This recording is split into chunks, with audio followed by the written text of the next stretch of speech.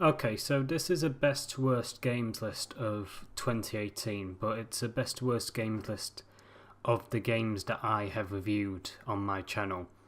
So chances are you have not heard of any of these games, and even the ones that I have reviewed on this channel that are known, I'm not going to review because they came out last year and I was just reviewing the DLCs for them, which will not be counted in this. So really, why am I making this video? I have no idea.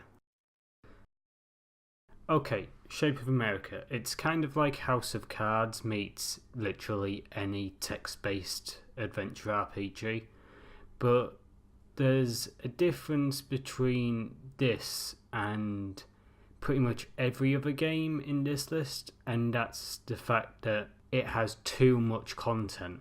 Every single other game has either a right amount of content or not enough, which usually it's the latter of those two.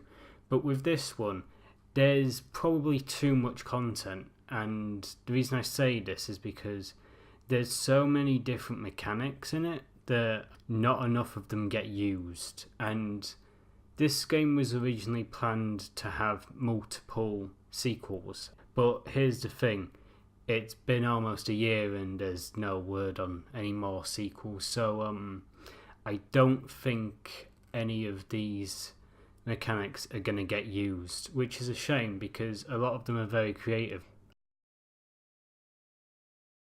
Okay, so this game is called Apocalypse Zombie Race. Pretty much every word in that title is a lie. Well, not a lie, but it's not very accurate.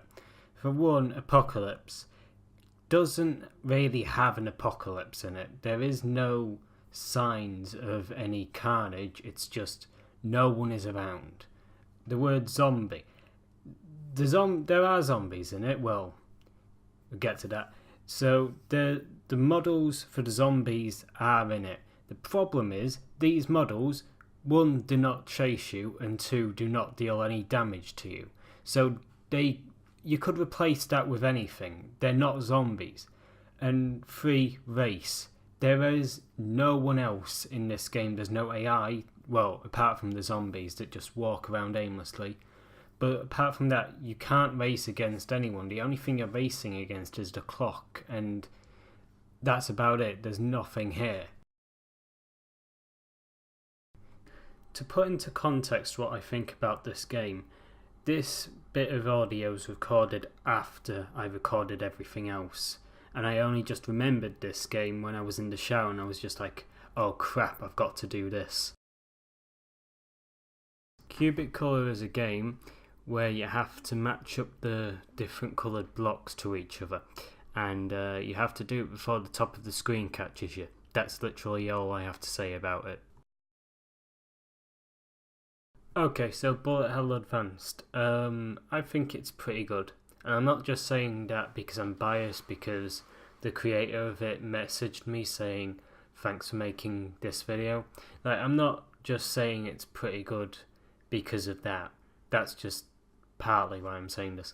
But I think that the game could have a lot more elements to it. I think that there could be a mode where you defend the planet that you're surrounded by, that you could have an ultimate ability, stuff like that. I just think that there could be more done with the game.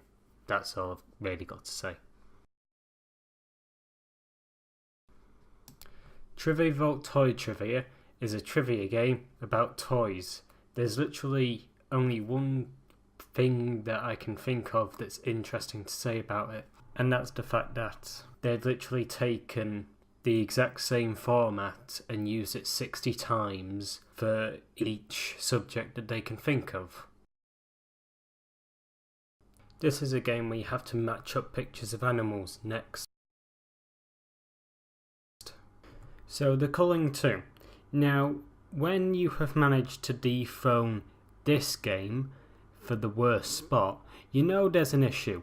And the biggest issue here is the fact that this game is basically damage control in a game form, because it doesn't have anything to do with the original and it's just a blatant rip-off of Fortnite and PUBG.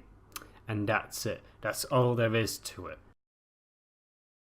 Mojo is a 2048 game with boobs in it. Right, so Harvester of Dreams is probably one of the best games on this list until it gets to the final 5 minutes, where it transforms into one of the worst games on this list. Because the plot of the game is really good, because it's like investigating in a steampunk spaceship. Until it gets to the final 5 minutes, and you find out it's all a simulation. And not only that, once you get to the final 2 minutes, you find out it's a simulation inside of another simulation. And I'm just like, what? It was going so well. I mean, I'm not someone who particularly likes steampunk, but even I liked this storyline. And then they just had to mess it up.